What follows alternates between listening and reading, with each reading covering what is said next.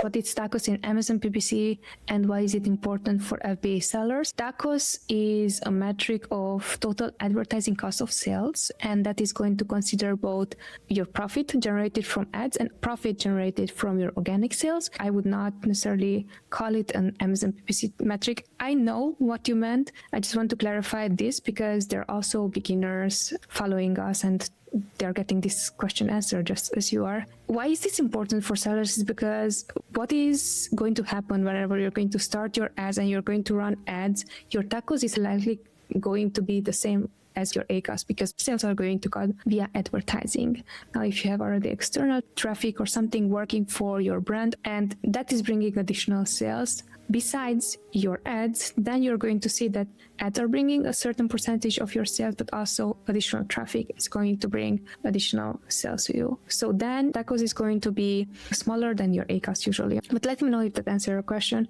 When it comes down to how important it is, do you make money at the end of the day? If you do, and if you're profitable, that's what we're aiming for. If you don't, you can know all the metrics possible and it's not going to help you.